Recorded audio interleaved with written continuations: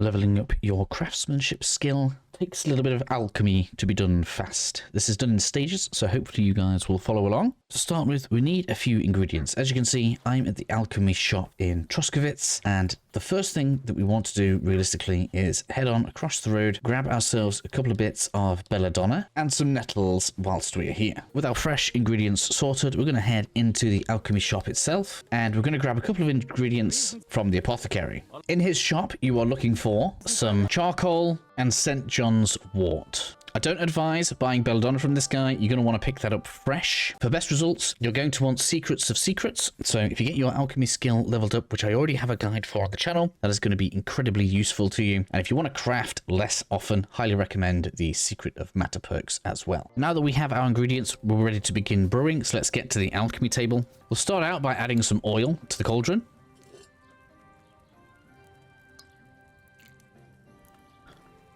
And then we want to add belladonna, charcoal, nettle, and St. John's wort to the shelf. We start out by grinding up St. John's wort and nettle together.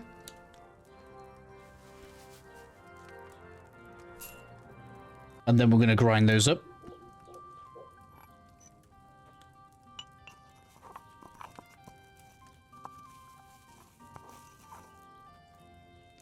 And add them to the cauldron.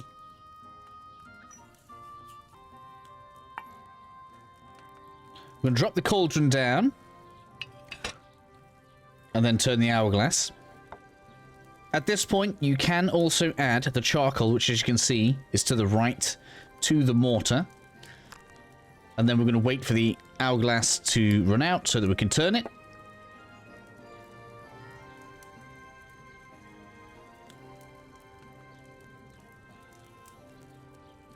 Once that's finished, we'll lift up the cauldron. Grind the charcoal.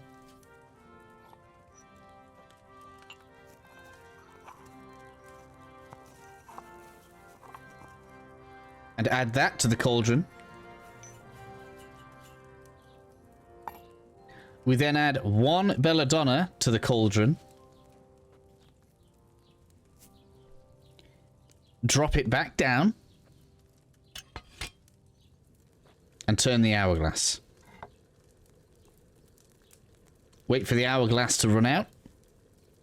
Lift the cauldron back up. And then we can turn this into a potion. This potion's actually really overpowered if you want to do any form of leveling, because this is Henry's Fox Potion, which, in case you don't know, increases your experience gained by 50% for 2 days. So at 18, I now have 36 in-game days of 50% more XP. So realistically, we should not need too many of those. At this point then, I think there are two main methods that we can use to level up our craftsmanship skill. There's the fun way and there's the not fun way. The not fun way, and we'll get that out of the way first because it's the easiest. We go into our inventory, of course, drink ourselves a fox potion, and what you can do is you can come over to a grindstone, you can get your sword out, and you can actually blunt your own sword against the grindstone. I shouldn't need to get it all the way down to show you guys that this actually works. If I come over to my craftsmanship skill, you can see that it's pretty low on the level 15 right now. If I come back in here, get this on the grindstone, and start to resharpen it, it does seem to help quite a bit if we do run the blade along the grindstone, so make sure you are doing the left and right motion along with it as well. And you should be able to see that this will, in fact, increase your craftsmanship. It's important to note that the further down you take the sword, so all the way down to 0 and then all the way back up to 100%, that is going to increase the craftsmanship skill experience that we get each time that we do this. And just for clarity's sake, I do need to point out that you do need to take the sword all the way down to 0, exit the grindstone, re-enter the grindstone, and then resharpen the sword. Otherwise, it only counts the single stat change from when you started. But the best way to level up your craftsmanship, in my opinion, is to repair gear that you find out and about in the world. To start with, we'll have to do this with repair kits, and we'll need to get ourselves a good amount of loot that needs to be repaired so that we can make this fast. luckily for us, Troskowitz has pretty much everything that we need to get this ball rolling. So we're going to go over to this house in the north, and I'm aware there's a hay bale in the tavern, but I don't like the hay bale. I much prefer this little bedroll right here. And we're going to make it nighttime. Always make it at least a little bit past midnight, otherwise you're going to have a few problems with patrols. As always, when it comes to anything stealth related, make sure your noise is as low as you can get it and you have as little visibility as possible. And then we begin. Now, there are a few targets here that are actually quite important for us. First, we need to start building up the amount of gold that we have. This is because once we reach level 10, there's something that we can do to make this even faster than this is going to be, but we need to get to level 10 first, which is why we're going to go through a slightly slower method. So to start with, we're going to get into the trader's house first because we want his gold and we need his key for that. So we're going to pick our way in, come into the bedroom, and then we're going to pick this guy's pocket. This guy actually has several things that are good for us. Make sure you get both keys because we're unable to identify which key is to his merchant chest. It's also worth noting, I'm going to go through the main chests. Remember, if we repair clothing, and there is clothing in here that can be repaired, this is going to give you crafting XP. All of these chests right now are craftsmanship XP to us. We could go ahead and we could empty all of this if we wish to. That's entirely up to you. I'm not going to show you every single individual chest in the game, just how we're going to get our initial stats rolling so that we can move on to the next part. When we do get to the second part, the more loot that you've gotten and the more things that need repairing, doesn't matter what it is, everything that needs repairing, that is going to make the end result much faster for you. But now that we've got that key from the trader, we can come into the back of his room, and this chest right here is his merchant chest. This has some things that we want. First of all, it has repair kits, which means now we don't need to purchase them. And if, unlike me, you haven't been here recently, it'll actually have his groschen in here, but apparently I have already looted that too recently for it to have respawned. More fool me. So with the trader done, if you need extra gold, we can go and do the apothecary. So I guess we'll show that. And realistically speaking, you should do gold before you do loot, because loot will slow you down, gold will not. So if we just quickly move to the other side, we can come into this door here on the left. Now be careful because the dog does sometimes wake him up. We can get to Apothecary Emmerich on the other side. Both of his keys.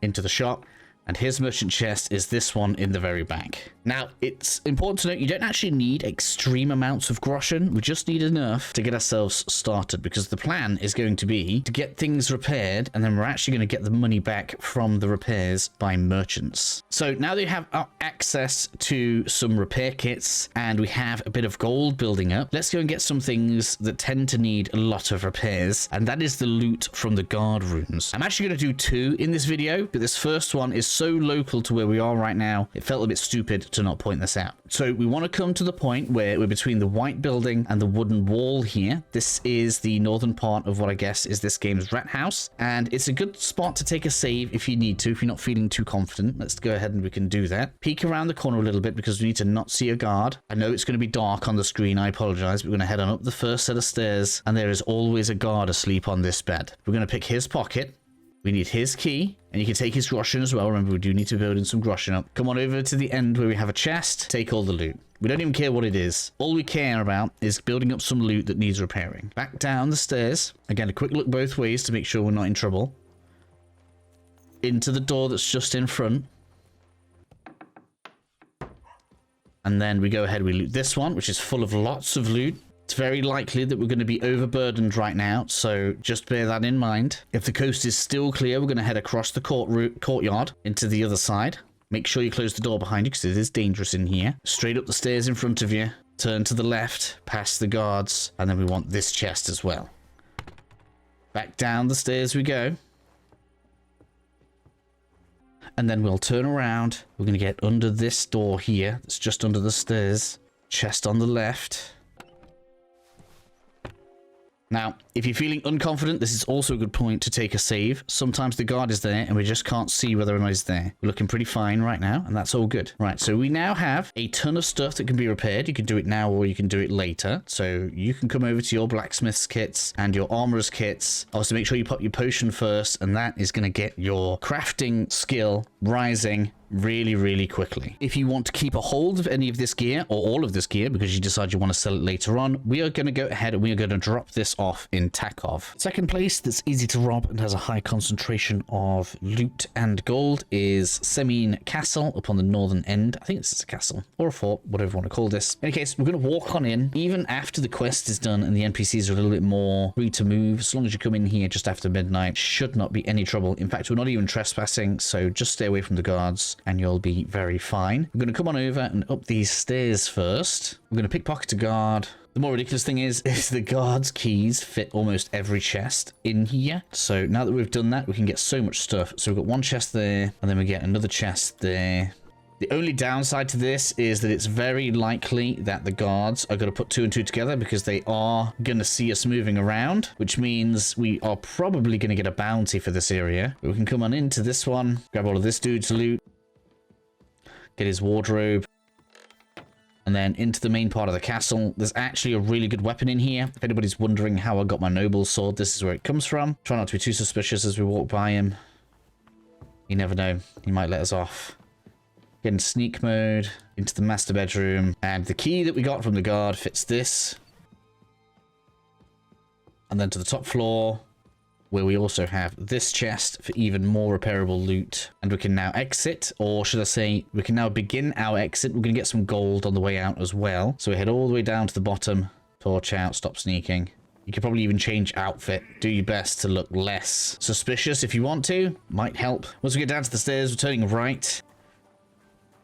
And we want this right-hand door here. Torch away. Again, I'm just concentrating on the big stuff. There are other chests around. If you get extra stuff, that's going to mean you're going to level up your craftsmanship even faster. We want to pick this guy's pocket. You can see he has 2 keys, so we need both of those. Some extra clothing in there. Make our way back to the barn that we entered through, which is at the south side. Up the stairs. And then the gold chest in here is right here. You can see the gold is at the bottom. We don't need any of this stuff that we don't want to repair. There is an extra store here that's going to give us even more groschen, but not really repairable stuff. So we are going to go ahead and we're going to get that, just so I'm getting you guys a good amount of base gold so that we can get this rocking properly. So as you can see, we've made our way even further south. It's pretty much a straight follow this road. Take this first left turn, and you can see we are kind of at the back end of this trader right here, which is the saddle guy. We're going to come on in, pick our way into the shop.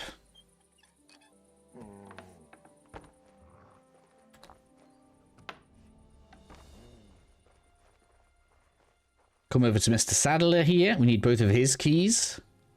Cross to the other side, and his store chest is right here.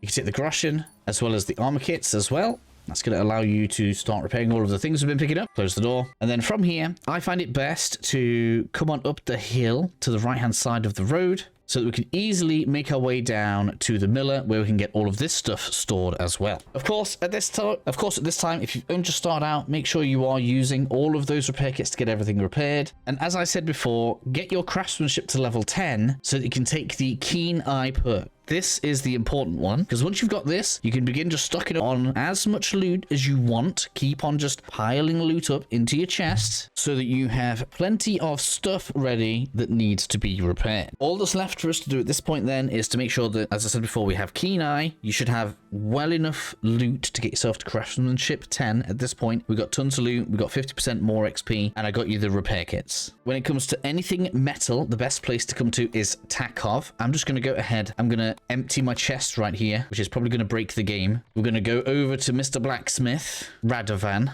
and I'm going to get this guy to repair everything. So we go repair, all, confirm.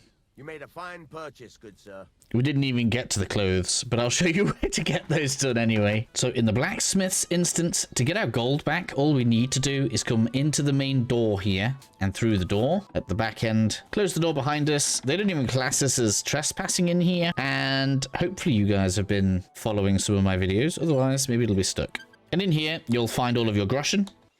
So that takes care of everything blacksmith-wise. For your softer goods needs, we want to head to the tailor. So that's going to be go back to Troskowitz. Of course, you are going to need to cart any clothing or shoes with you that you want to have repaired here. And this will require you to switch between day and night because you'll need to have your stuff repaired in the day. So you'll come over to the tailor here into his shop and you'll need to talk to him to have him repair all of your stuff. Okay, so he'll be able to repair some stuff for you if you need him to. And then to get your gold back, you'll need to come back here at night time. So let's make it night. Once you have made it night time, we can go ahead and get our money back. So the way that we will do this is pick our way into his house, make our way into his bedroom, get into his pocket for both of his keys.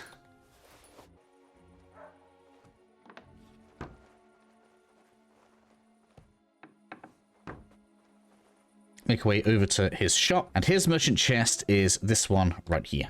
So we can see, because that's where his groschen is, and even more repair kits just in case you needed them. The guard rooms that we used in this video will repopulate every 2 to 3 in-game days, so if you just want to use those bits, you can of course just skip some time, but that's not necessary. You can just play the game as normal, loot as much stuff from as many chests as you happen to go by, get the stuff repaired, and your craftsmanship will be maxed out just like mine in no time.